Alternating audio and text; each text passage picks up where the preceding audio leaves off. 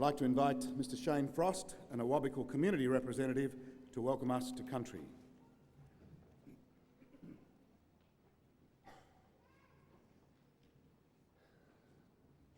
This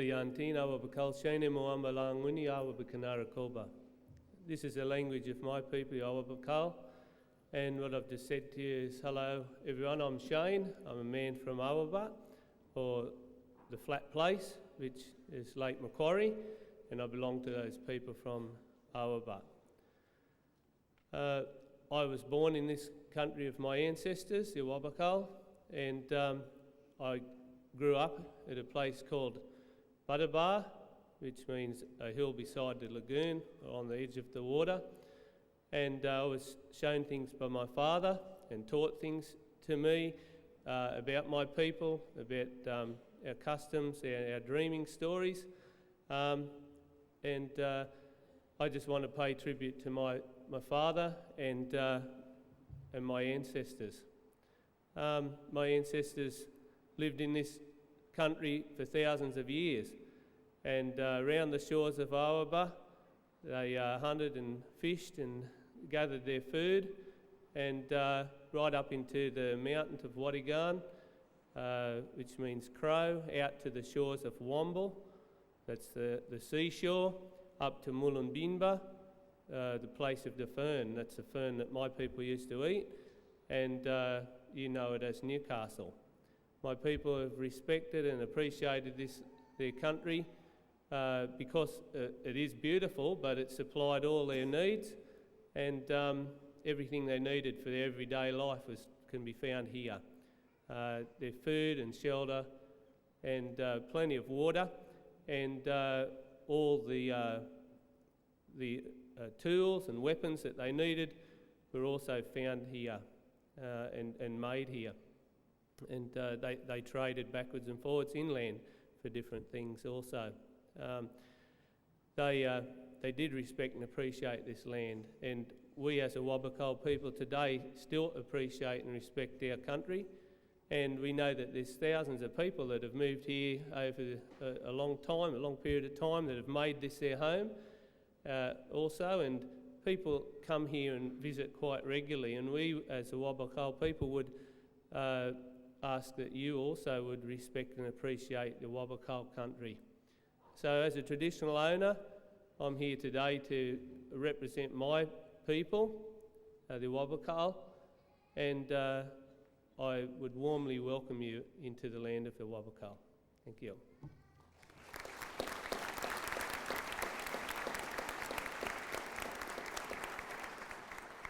Thank you, Shane. Vice-Chancellor, Deputy Chancellor, fellow council members and staff of the university, graduates, ladies and gentlemen. The graduation ceremony is a wonderful occasion for all members of the university community and, of course, for family and friends of the graduates. And while we can't offer you an award, we do recognise the enormous contribution that you've made in supporting your loved ones through the highs and lows of their time as a student. To you, we offer a very special welcome to the university. To all the graduates, I offer my warmest congratulations and very best wishes. Today is rightly a proud moment for you as we recognise the completion of your degree. This evening we will see graduates from diverse fields such as engineering, architecture, business administration, marketing, information technology and environmental management, to name just a few. In the area of research performance, this university is ranked among the top 10 Australian universities. It has an annual research income in the vicinity of $40 million and an annual research expenditure of $60 million, and this is an exceptional achievement.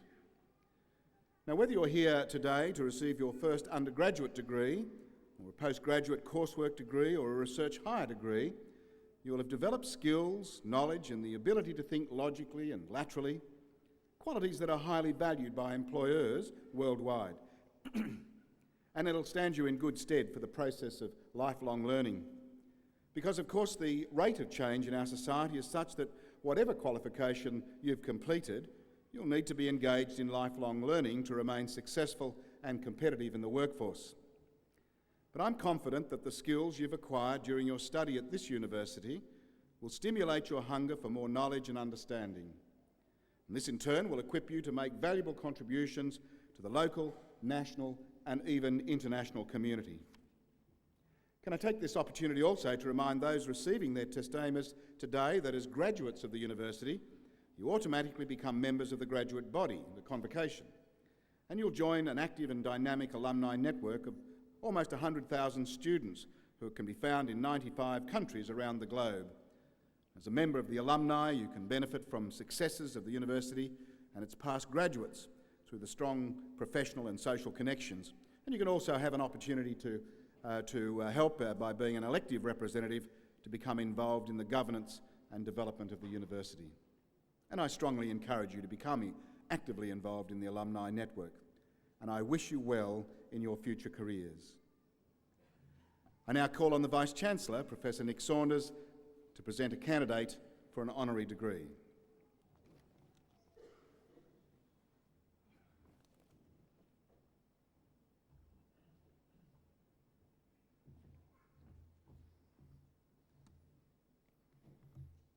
Chancellor, I have great pleasure in presenting to you Elizabeth Shing for admission to the degree of Doctor of Business honoris causa.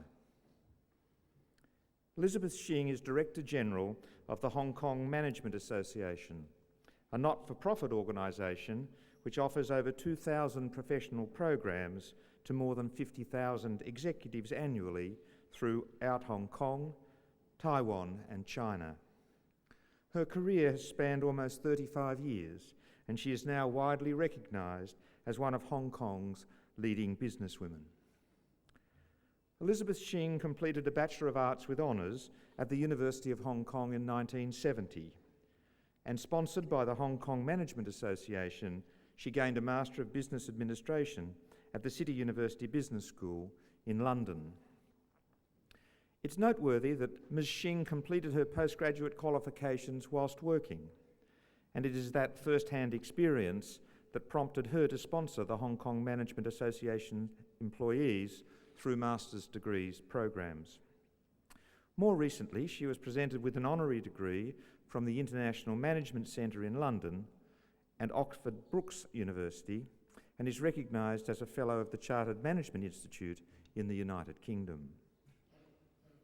Ms. Shing joined the Hong Kong Management Association as a new graduate, but she quickly progressed in the organisation through a series of promotions, and by 1975 she held the position of Director, Management Services, and in 1980 she was appointed Joint Executive Director, and 10 years later in 1990 she became the Director General.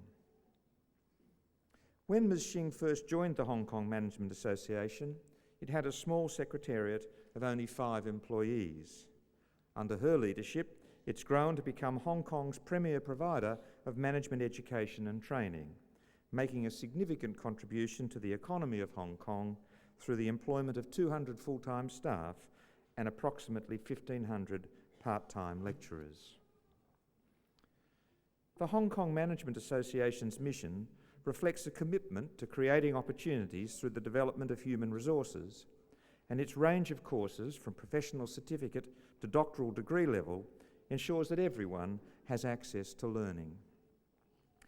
This university, the University of Newcastle, values its partnership with the Hong Kong Management Association, and there are currently over 170 students completing the Doctor of Business Administration in Hong Kong. Ms. Shing is an entrepreneur in her own right, and in addition to her role at the Hong Kong Management Association, she has undertaken a range of consultancy work in areas such as corporate planning, organisational development, workforce planning and industrial relations. She's also been engaged by the United Nations Economic and Social Commission for Asia and the Pacific to assess needs and organise training workshops in countries including Malaysia, Thailand, India, the Philippines, Hong Kong and China.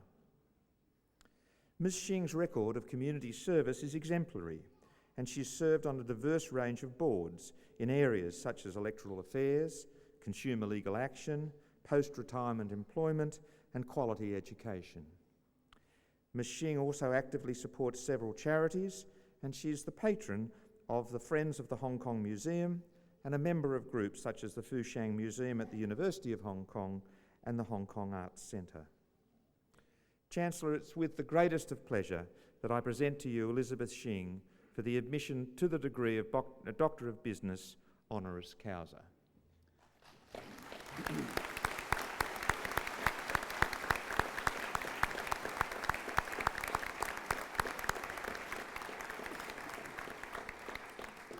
By the authority delegated in me by the Council, I hereby admit Elizabeth Shing to the degree of Doctor of Business honoris causa.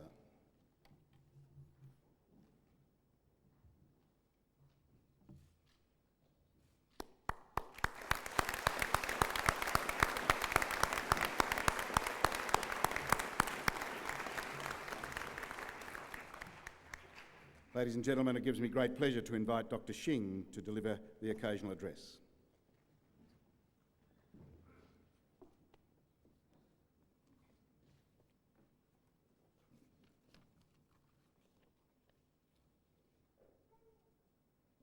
Mr. Chancellor, Mr. Deputy Chancellor, Mr. Vice Chancellor, members of the University Council, senior executives and staff members, honoured guests, graduates, ladies and gentlemen.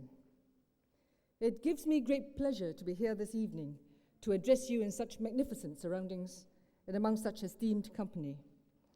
The university has bestowed on me a very special honour, and I'm proud to join the distinguished list of graduates before me. While preparing for my speech, I have conducted a survey among my own contemporaries, and not surprisingly, none of them could remember anything said by their graduation speakers. Therefore, I would be very grateful indeed if you could recall just one sentence that I said by tomorrow morning. I have also decided to follow the advice of George Burns, who thinks the secret of a good speech is to have a good beginning and a good ending, and having the two as close together as possible. Without further ado, may I extend my warmest congratulations to all the graduates here. You certainly have reason to be proud on crossing this important threshold. However, as your Chancellor has said, this is not the end of the road. This is just the beginning of your journey in lifelong learning. According to Alvin Toffler, the illiterate of the 21st century will not be those who cannot read or write, but those who cannot learn, unlearn, and relearn. Once you start work, you should try to gain as much experience and training on the job as possible. In fact, every person you meet and every word he says is a learning opportunity for you. You will face many challenges which will call into action your problem-solving skills, perseverance, and hard work. Believe me, nothing can replace hard work. I would also like to share with you some of my personal experience. Before I entered university, Hong Kong was still a British colony. At the time, the only university in the territory could accommodate a mere 1% of the 18 to 19-year-olds in the population.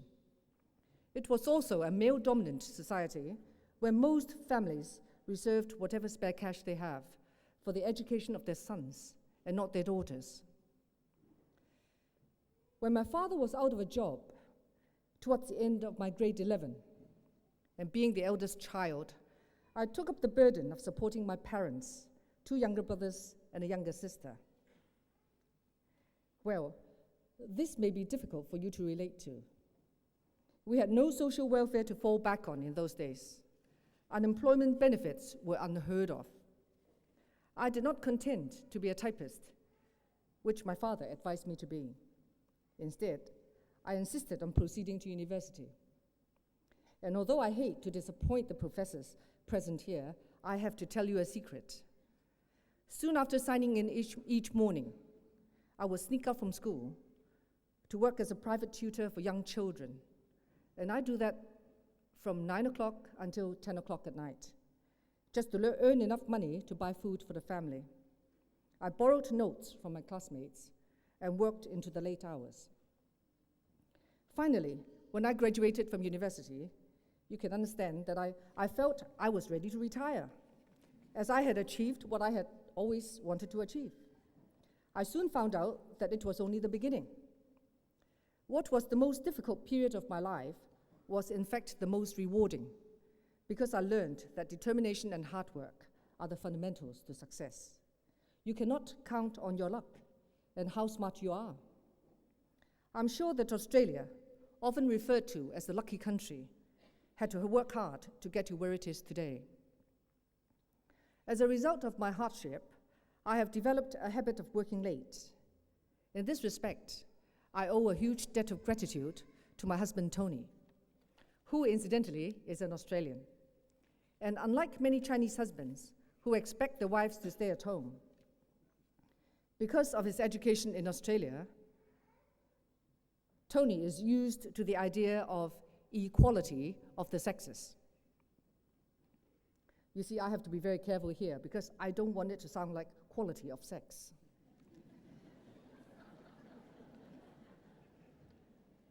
Hong Kong is now a developed economy in which 18% is able to enjoy local university education. And there is still room for improvement, though, particularly at postgraduate levels. Australian universities that are outward-looking have been successfully exporting education throughout Asia, and the University of Newcastle is one of them, and has indeed made a significant contribution to the economy of Hong Kong by helping to upgrade the standard of education there. As the local partner for the university, my humble organization, the Hong Kong Management Association, is proud to take part in that process. As the education links between Australia and Hong Kong get closer, the latter can learn a great deal culturally from the Australian sense of fairness, openness, generosity, sense of humor, and easygoing attitude. In Hong Kong, we have a tendency to work too hard and simply forget about the quality of life. In Australia, you have an enviable lifestyle with a proper balance of work, health, and family. In fact, on my way here, I made a detour to Hunter Valley to enjoy yet another wonderful Australian export, which is even closer to my heart. Mr. Chancellor, I can now understand why so many creative ideas come from this particular university. To the faculty, may I, on behalf of everyone here, say thank you for having worked so diligently to provide the graduates with the quality education which they deserve. To parents and friends of the graduates, I would like to say that you should be proud of their achievements. To complete a degree at a university with such high standards is extremely demanding, both in terms of intellects and physical efforts. To the graduates, I have every confidence in you, as I'm sure you have widened your horizons and benefited from the world-class education which the university has offered. As you sit here, perhaps thinking about your friends and family who have encouraged you to put your studies ahead of their needs, and you having to work into the wee hours of the morning, I urge you to savor this moment of triumph. May I conclude with the following advice from Les Brown. Shoot for the moon. Even if you miss, you will land among the stars. Congratulations again. Thank you.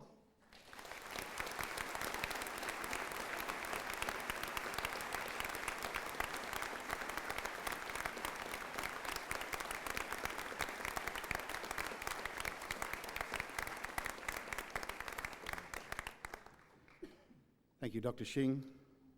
Your words are certainly inspiring, and your life is even more inspiring. Ladies and gentlemen, we'll now have a musical interlude presented by Eleanor Streetfield on cello.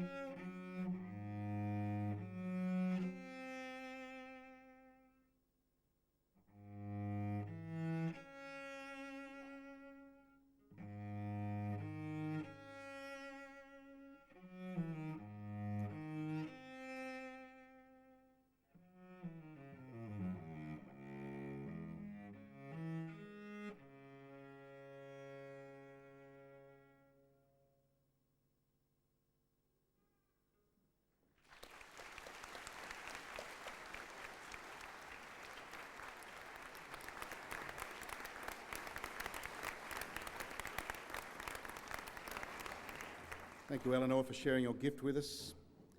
Thinking of Dr. Shing's words of hard work, nothing replaces it. Eleanor told me before the ceremony that she's been practising several hours a day since she was 8. I now call on Mr. Martin Fitzgerald, Pro-Vice-Chancellor of the Faculty of Business and Law, to present graduates from that faculty.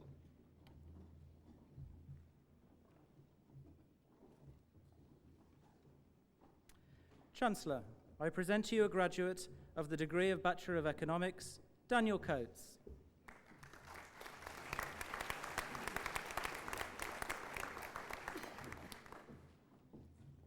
Chancellor, I present to you graduates of the degree of Bachelor of Laws, Brenton Burns.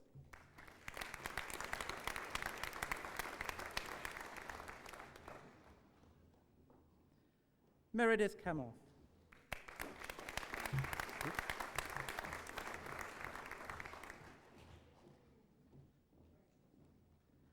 Catherine Colligan.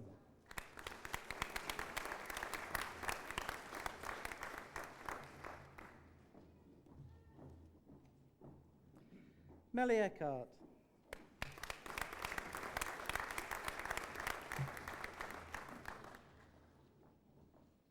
Stuart Gray.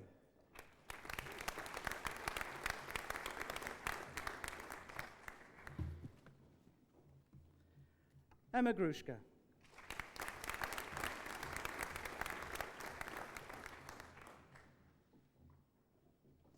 Sebastian Hare.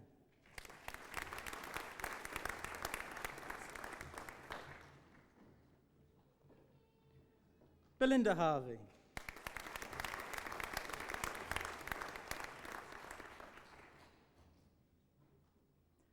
Cassandra Heaney.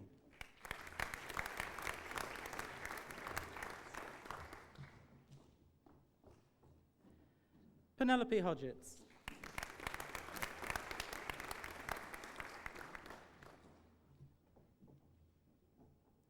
Alicia Houston.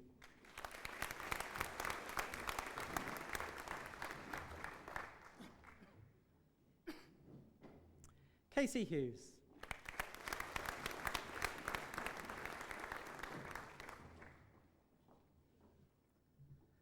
Catherine Jensen.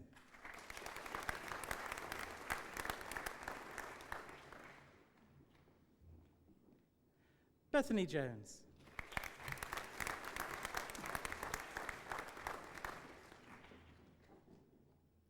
Peter MacArthur.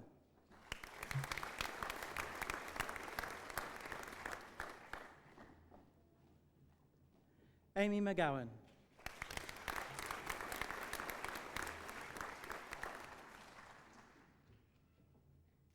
Emily Nielsen.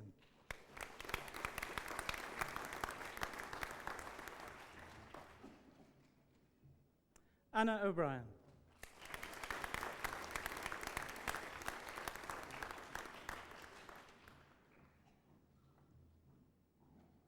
Laura Osborne.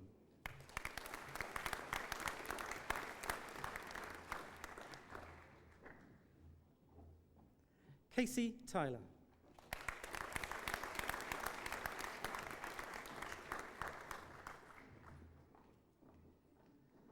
Nicholas von Arx.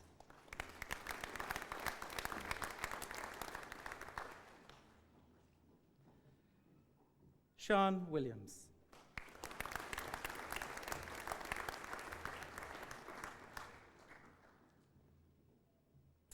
Chancellor, I present to you a graduate of the degree of Bachelor of Laws with Honours, Class 2, Division 2, Daniel Matas.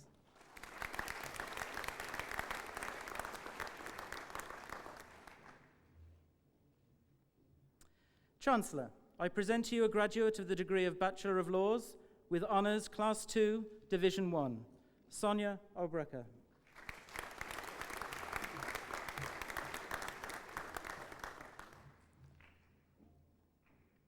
Chancellor, I present to you a graduate of the degree of Bachelor of Laws with Honours, Class 1, Amy Maguire.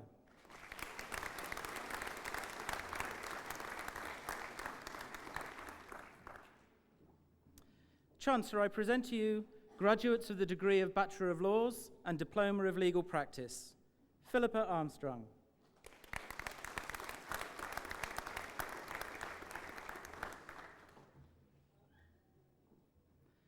Stuart Armstrong.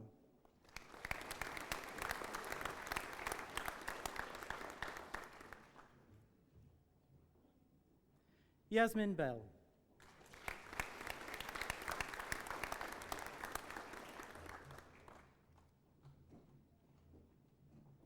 Miriam Brown.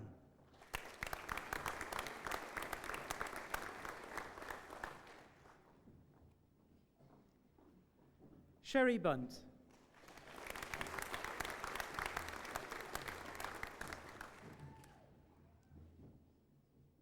John Connigan.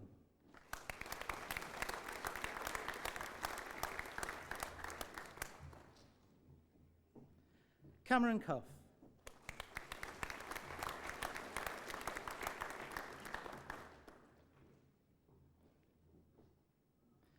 Jacqueline Davidson.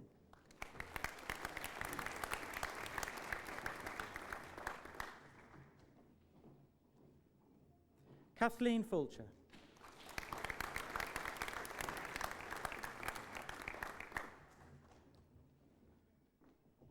Julie Gomez.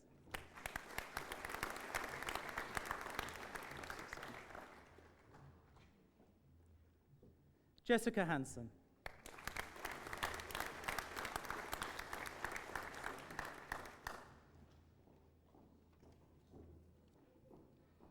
Ben Ireland.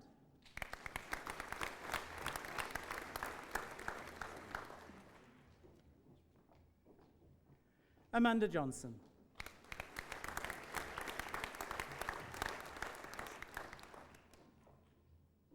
Melissa Jolly.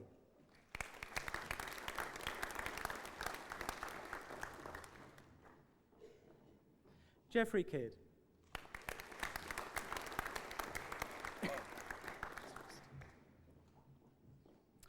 Felicity Kite.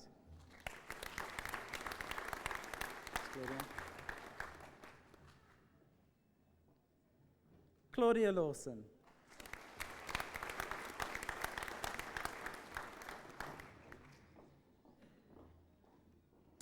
Ian Mark.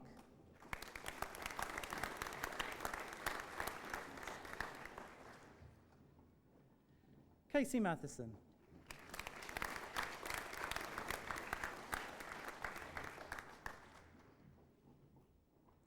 Naomi Philp.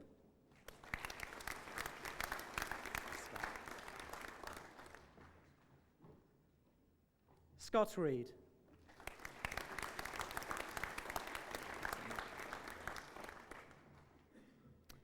Emma Rickson.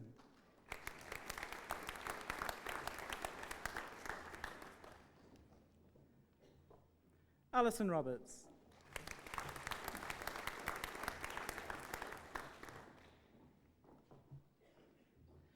Leanne Schrader.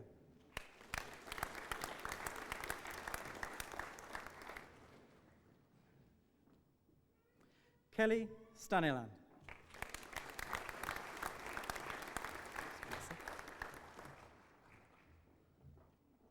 Melissa Swain.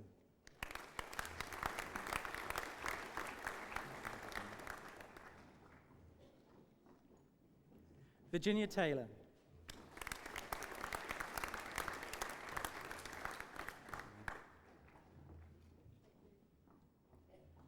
Marcel Varson Morel.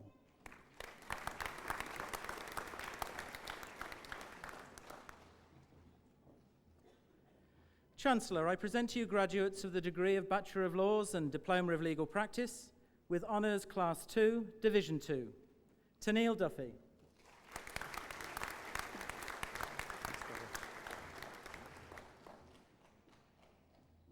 Trevor Hyde.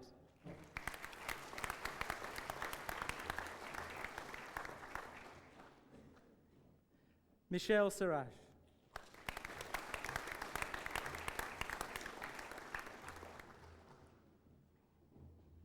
Chancellor, I present to you graduates of the degree of Bachelor of Laws and Diploma of Legal Practice with Honours Class 1. Leanne Davies.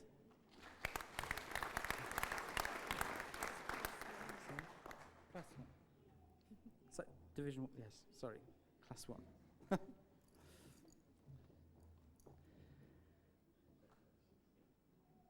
Jennifer Fitzallen. No, this one. I'll take it. No, you don't.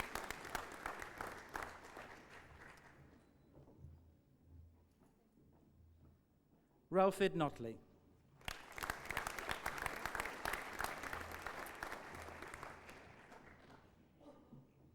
Chancellor, I present to you a graduate of the degree of Bachelor of Laws and Diploma of Legal Practice with honours Class 1 and the Everett Medal, Sarah Ellicott.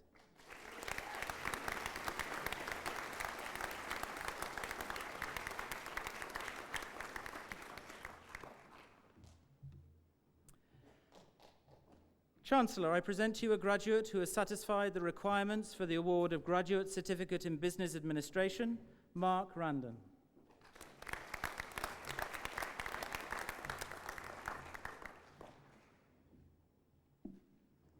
Chancellor, I present to you candidates who have satisfied the requirements for the award of Graduate Certificate in Human Resource Management and Industrial Relations. Michelle Holcomb.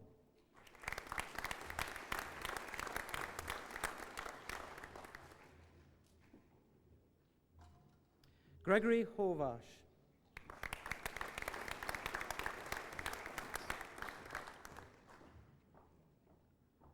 Nicole Routley.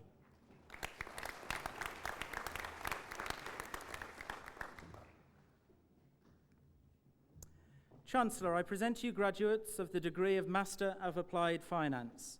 Roger Gray.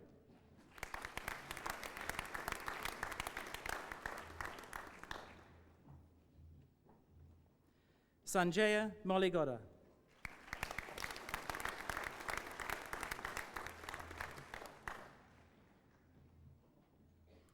Paul Murray.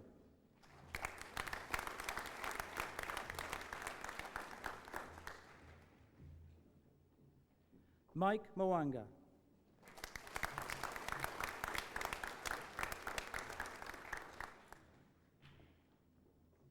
Nathan Pratt.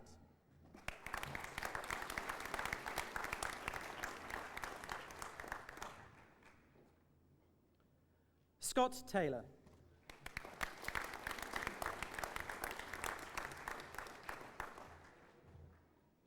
Wee Jung Sung.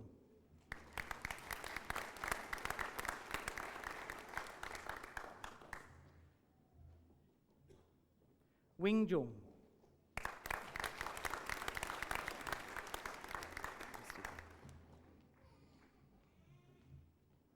Chancellor, I present to you graduates of the degree of Master of Business. Stephen Beattie.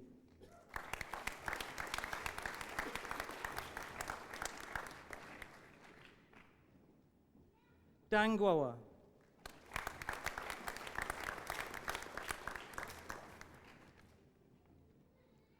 Colin Law.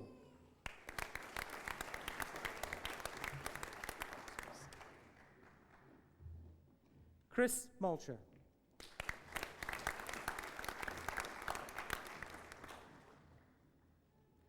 Ki Wang.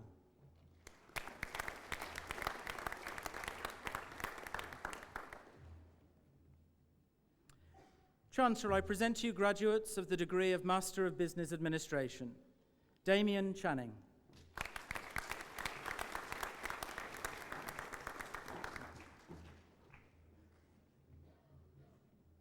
Martin Coates.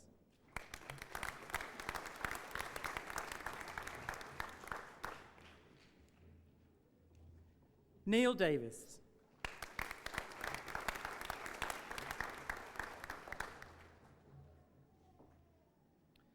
Ronnie Gua.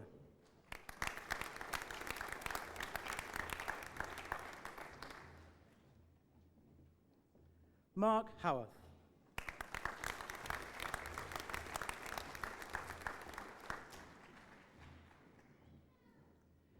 Chi Kun Hung.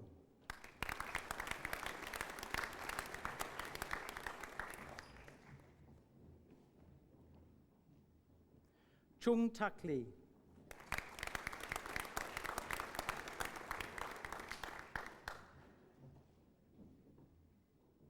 Min Wan Lee.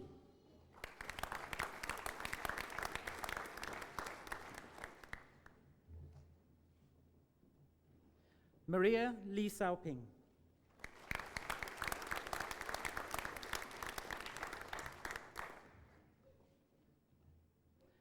Iris Tan Mei Luk.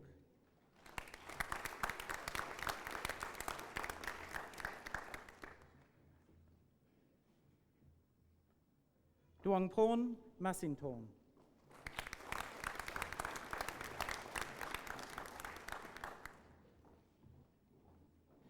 Luke Murray.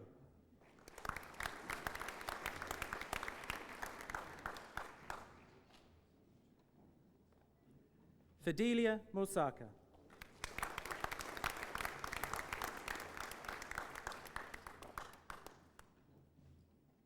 Atar Pasha.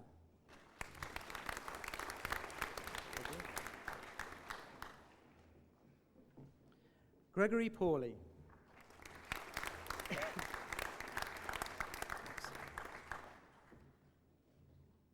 Anthony Payne.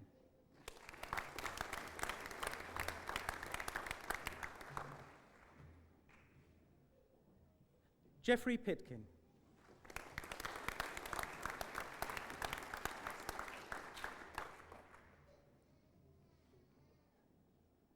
Ravindra Raju.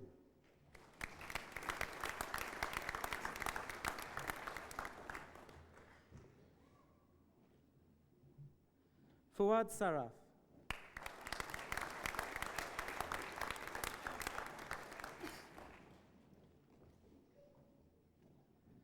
Stuart Shaw.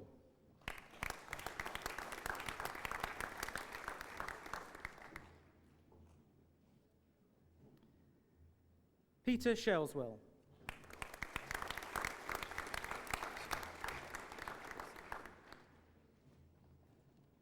Sun Lan.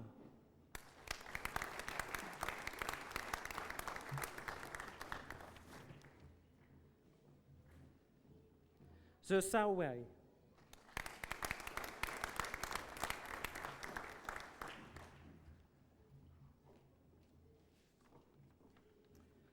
Todd Williams.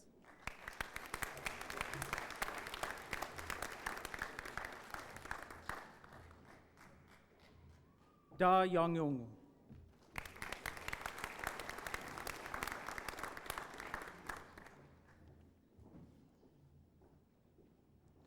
Chancellor, I present to you graduates of the degree of Master of Business Administration with merit. Vijay Bhutalingam.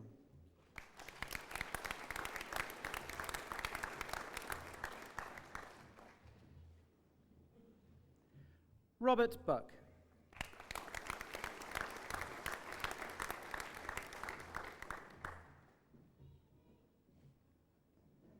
Casey Courtney.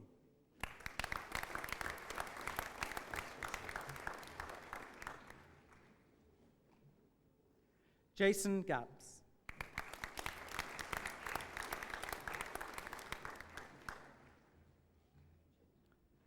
Matthew Grove.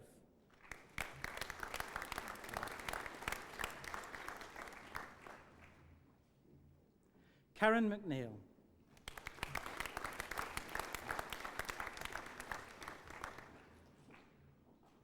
Christopher Smith.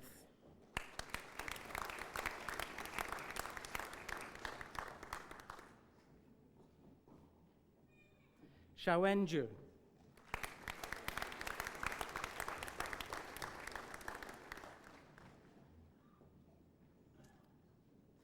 Chancellor, I present to you graduates of the degree of Master of Human Resource Management and Industrial Relations. Glenn Hardwick.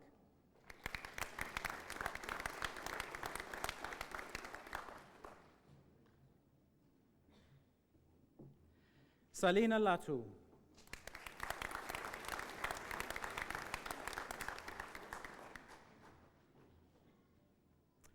Po San San.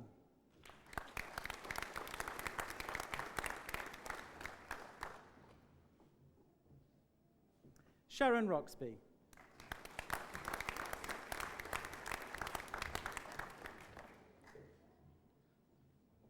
Lam Xian Ying.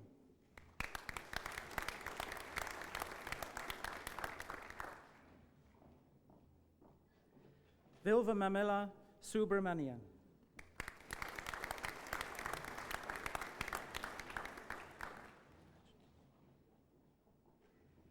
Chancellor, I present to you a graduate of the degree of the Master of International Business, Pornpan Kuranagroj.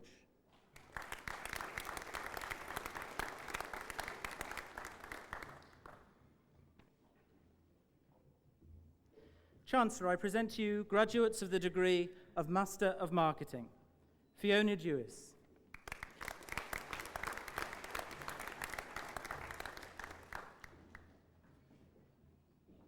Rory Ford.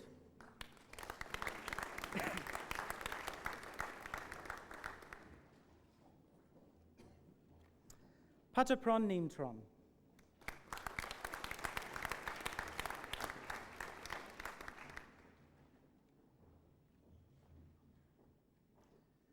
Wajirapon Oratanasin.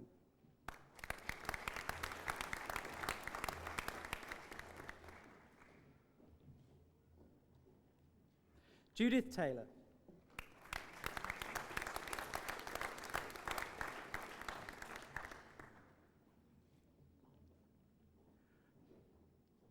Mon Sin Wong.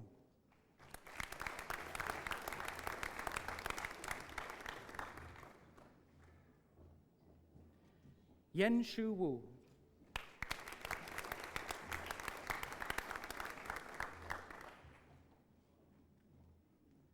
Xiao Yongjong.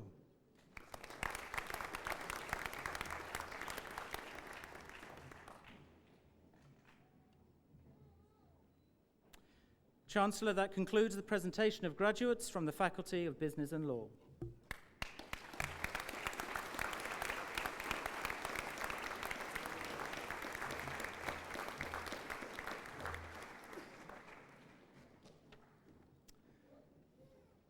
I now call on Professor Mark Jones, Pro Vice-Chancellor of the Faculty of Engineering and Built Environment, to present graduates from that faculty.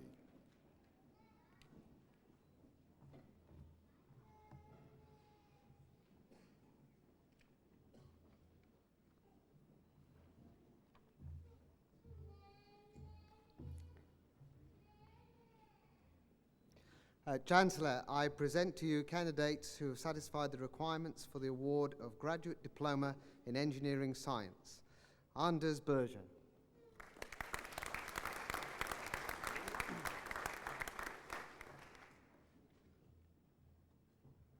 Jaygarth Konda Singh.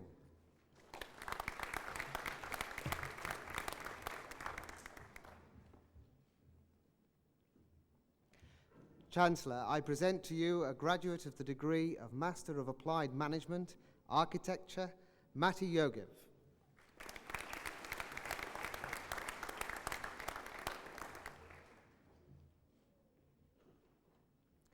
Chancellor, I present to you graduates of the degree of Master of Engineering Management, Sridhar Ayodhya.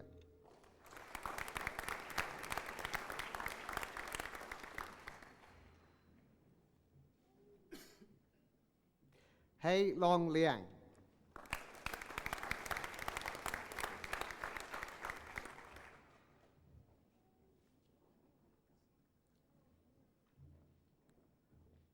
Yodrendra Lingam.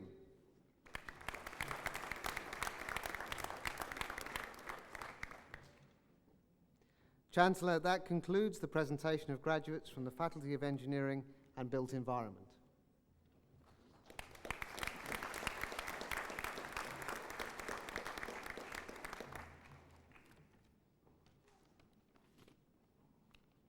Now call on Associate Professor Tim Roberts, Acting Dean of the Faculty of Science and Information Technology, to present graduates from that faculty.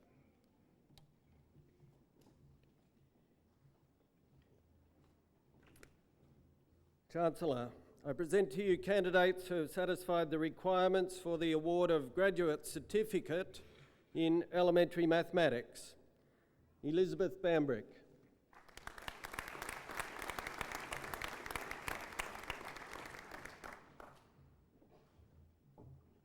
Amanda Bukes.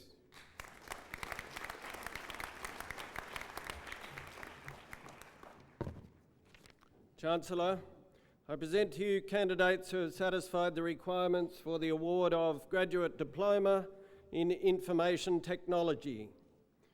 Hui Lu.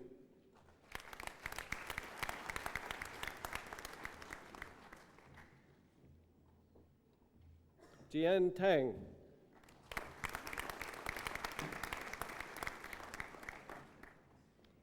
Chancellor, I present to you graduates of the degree of Master of Aviation Management, Barbara Courtenay.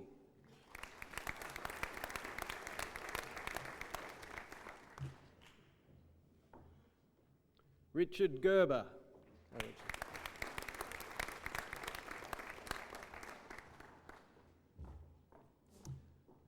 Bradley Peters.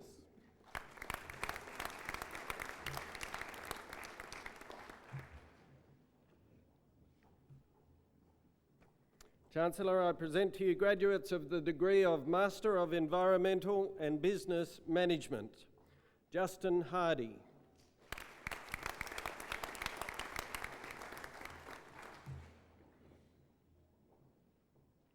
Timothy Kirby.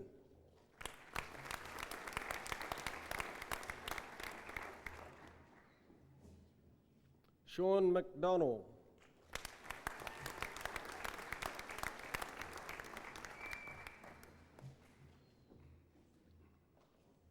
Carolyn Stevenson.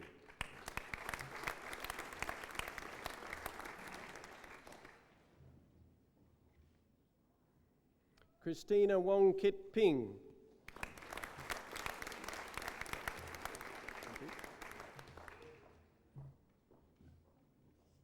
Chancellor, I present to you a graduate of the degree of Master of Environmental Studies, Christine Foster.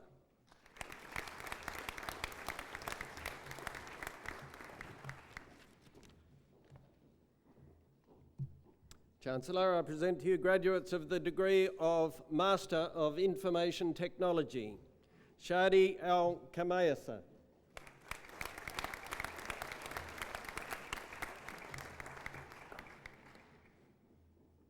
Gordon Chow.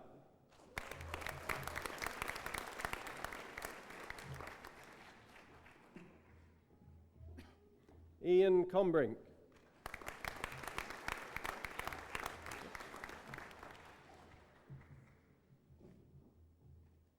Paul Kamangira.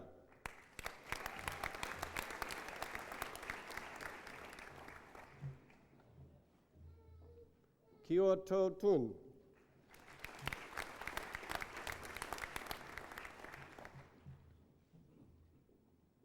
Yuen Man Anna Mak.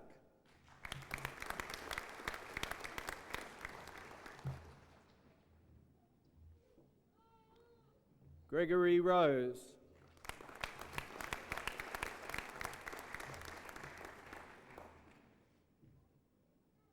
Apinya Termpem Sat.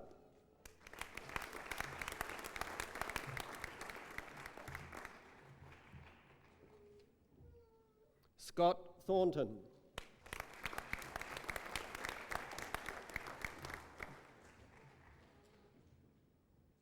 Cher Wei.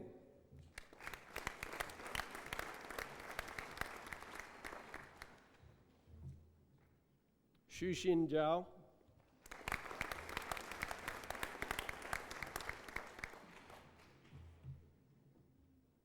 Xinju Zhao.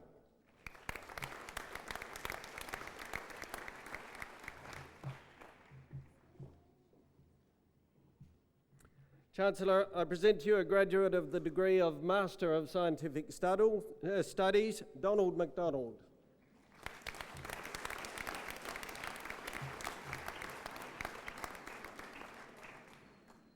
Chancellor, that concludes the presentation of graduates from the Faculty of Science and Information Technology.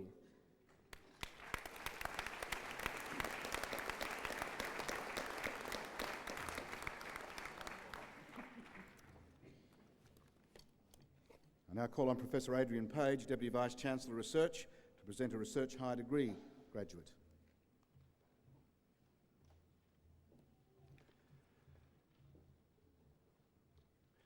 A Research Higher Degree is awarded to a graduate who has successfully completed a program of study which is primarily research. A thesis embodying the outcomes of the research is the principal basis of examination. The degree is only awarded if the thesis makes a significant and original contribution to knowledge and understanding in that field of study. Today, the University is proud to honour a graduate who has satisfied the rigorous criteria for the award of a Research Masters. Chancellor, I present to you Fiona Robinson for the degree of Master of Engineering. Ms Robinson's thesis is entitled Granulated Rubber and Coke Breeze as an Alternative to Activated Carbon for the Removal of Aqueous Phase Contaminants. Chancellor, Fiona Robinson.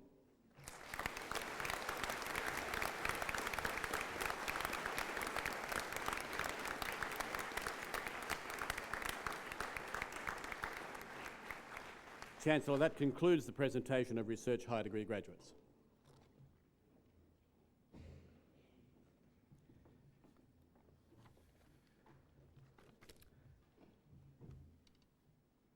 I now have great pleasure in inviting Sarah Ellicott, Bachelor of Laws and Diploma of Legal Practice with Honours and Everett Medal, to speak on behalf of the graduates.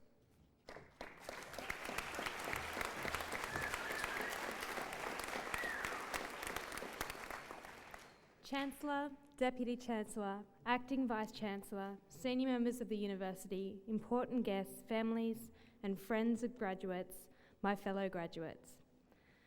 The noted Canadian philosopher and historian John Ralston Saul has declared that the purpose of universities has now been inverted. Learning has become a goal-oriented process aimed at winning a degree. This is certainly a cynical statement and one that many amongst us would probably be quick to disagree with. Not all of us students came to the University of Newcastle for the sole purpose of chasing letters to add to our names. I'm sure that some of us were also lured by a centrally located Godfrey Tanner bar and bar on the hill gigs every Thursday night. And yet, as we look around us, the focus of the ceremony tonight is certainly to celebrate obtaining that all-important piece of paper, which itself is steeped in tradition. Universities have been awarding degrees since the medieval ages. Back then, the word degree was used to mark the achievement of the baccalaureate and the licentiate, the two intermediate steps that led to the certificates of master and doctor, which were both then requisites for teaching in a medieval university. Today, the variety of degrees awarded in Australian universities numbers in the hundreds. It is no more the sole domain of the fine arts, sciences or humanities. It now extends into all areas of human endeavour. As Orson Welles famously said, they teach anything in universities today. You can major in mud pies. But what is it that the degree is meant to convey about the award holder? Well, it has been observed that a degree itself is not an education, and that confusion on this point is perhaps the gravest weakness in our thinking about education. Grayson Kirk, the president of Columbia University during the 1960s, thought that the most important function of education at any level is to develop the personality of the individual and the significance of his life to himself and to others. This is the basic architecture of a life. The rest is ornamentation and decoration of that structure. This reasoning then supports the notion that a degree itself does not shape an individual. Instead, a student's education is received from a much wider set of university life experiences, with friends, family, colleagues and mentors all providing instruction.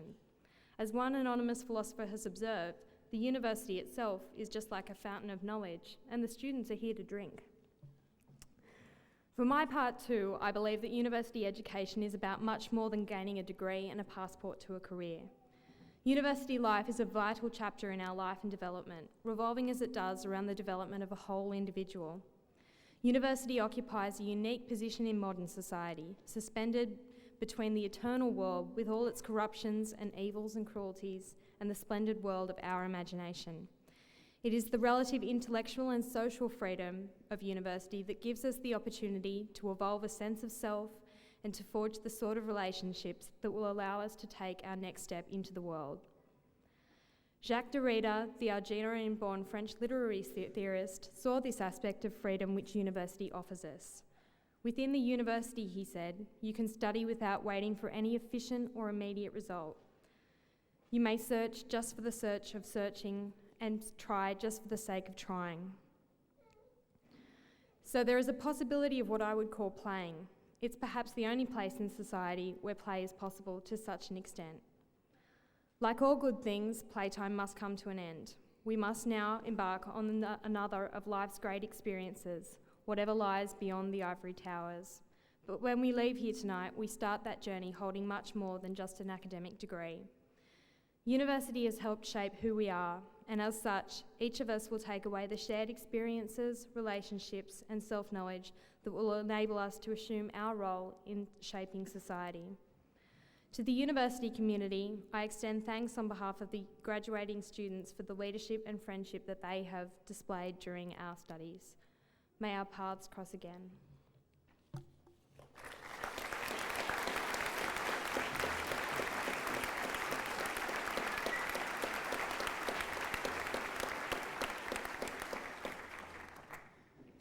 Thank you, Sarah, for speaking so well on behalf of your colleagues.